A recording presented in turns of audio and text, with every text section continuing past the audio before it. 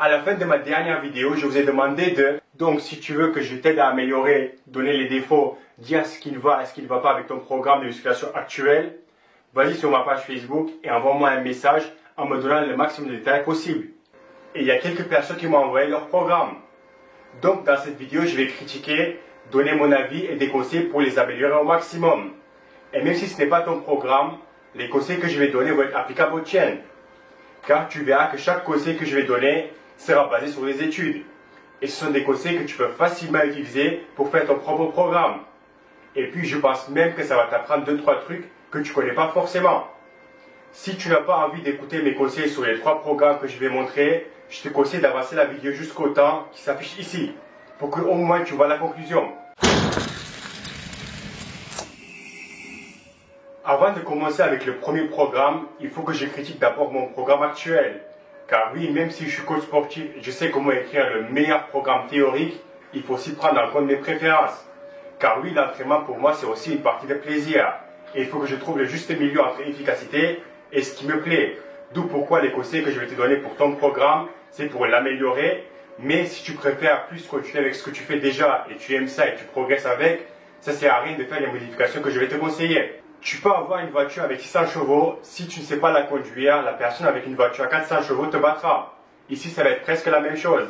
Si tu as le meilleur programme et tu n'es pas capable de le suivre, ça sera mieux de suivre un programme moins optimal, mais au moins tu peux être régulier avec. Donc, mon programme depuis quelques semaines, c'est sur 2 jours. Haut du corps, bas du corps, abdos, cardio, repos et reparti.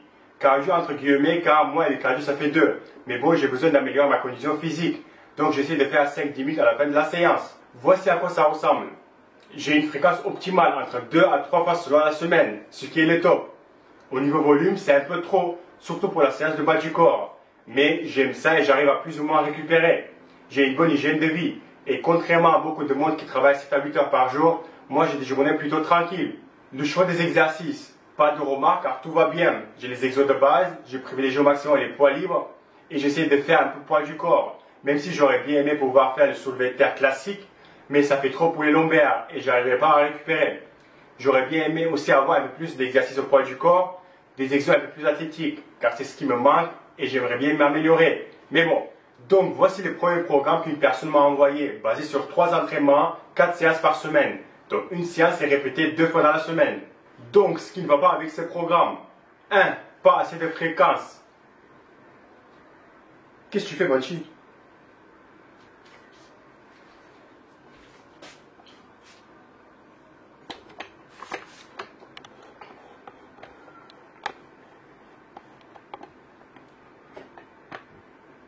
Machi, là-haut. Donc, ce qui ne va pas avec ce programme. 1. Pas assez de fréquence. Ça a été prouvé que le plus optimal pour un athlète naturel, c'est de travailler chaque groupe musculaire tous les 3 à 4 jours. Donc, avec une fréquence de 2 voire 3 fois par semaine. Le mieux ici sera de regrouper un peu tes groupes musculaires pour faire en sorte d'avoir 2 entraînements 4 fois par semaine. Comme ça, tu as une fréquence de 2. Ça, si tu peux t'entraîner 4 fois par semaine. Par exemple, faire pec, dos, bras, une séance. Et bas du corps avec un peu des épaules, deuxième séance. C'est juste un exemple. Pour le volume des séances, c'est correct par rapport aux fréquences que tu as. Par contre, si tu veux suivre mon conseil et tout faire 2 fois par semaine, tu devras enlever quelques séries pour chaque groupe musculaire pour pouvoir récupérer assez et donc continuer à progresser. Le choix des exercices, c'est plutôt correct, mais j'aurais remplacé un exercice de poussée et un exercice de tirage avec développé couché et traction. Ce sont des mouvements qui te manquent et je pense important pour quelqu'un de naturel qui essaie de progresser et construire du muscle. Le deuxième petit problème, c'est le nombre de répétitions. Faire que des séries de 10, c'est pas mal, mais il y a mieux. Choisis 1 ou 2 exercices et fais des séries un peu plus lourdes, du genre 3-4 séries de 5-6 répétitions. Et ça sera aussi une bonne idée de faire quelques séries de 15 à 20 répétitions sur 1 ou 2 exercices analytiques. Le deuxième programme, c'est un split sur 4 jours et chaque groupe musculaire est stimulé 1 fois par semaine. Donc le premier problème, c'est déjà la fréquence. À ton avis, qui aura le plus de résultats? Celui qui stimule ses pecs 4 fois dans le mois ou celui qui les stimule 8 fois dans le mois? C'est le genre de programme que je vois la plupart des gens à la salle utilisent. Au niveau volume des entraînements, donc nombre d'exercices et nombre de séries par un groupe musculaire, c'est un peu trop. Par exemple, pour les pecs, ça fait 20 séries avec 4 séries développées couchées serrées et quelques pompes par semaine en plus. C'est trop. La plupart des études où j'ai lu, où ils comparent un programme avec peu de volume avec un programme avec un gros volume, c'était 4-6 séries contre 14-16 séries pour le gros volume. Et il trouve que le gros volume, donc 14-16 séries par semaine, était un peu mieux que 6-8 par semaine. Toi, tu dépasses facile les 20 séries. Au niveau du nombre de répétitions, comme l'autre programme, tu auras plus de progrès si tu avais un voire deux exercices où tu travailles sur des séries de 3 à 6 répétitions. Et pour le choix des exercices, c'est très correct. La plupart des exos sont des exercices de base. Bien. Si je devais améliorer ce programme, je ferais un peu moins de biceps et triceps et je mettrais la séance épaules avec la séance pec et dos. Puis le 4e jour, je ferai un rappel de tout avec 3-4 séries par groupe musculaire. Comme ça te fera une fréquence de 2 par semaine avec un volume optimal. Et le 3e programme que j'aime beaucoup, c'est un full body alterné avec 2 séances différentes. 3 entraînements dans la semaine et donc une fréquence de 3. Honnêtement, j'ai rien de négatif à dire sur ce programme, à part peut-être ajouter quelques séries de face pull ou oiseau halter pour renforcer un peu plus les épaules et faire plus qu'une série de soulevés de terre. Mais si je devais suivre ce programme, ce que je modifierais aussi, c'est le nombre de répétitions sur l'un des 2 jours.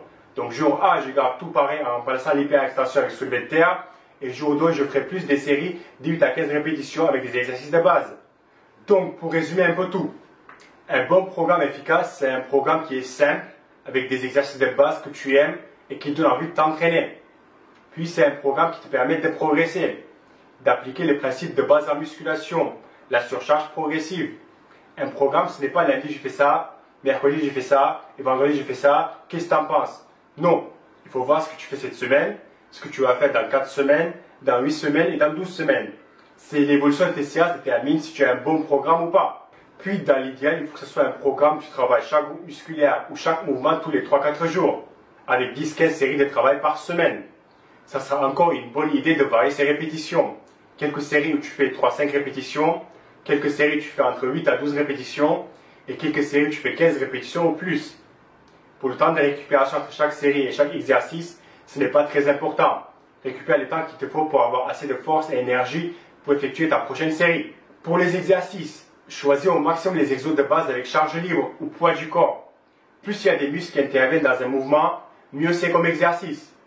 Et puis ça ne veut rien dire un programme de musculation prise de masse ou un programme de musculation pour la sèche. C'est un programme de musculation pour stimuler au mieux les muscles.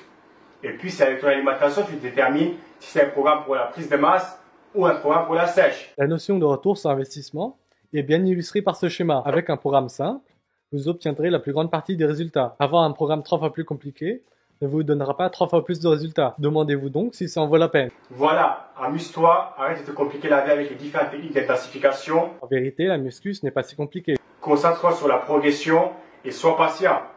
Merci et à la prochaine vidéo.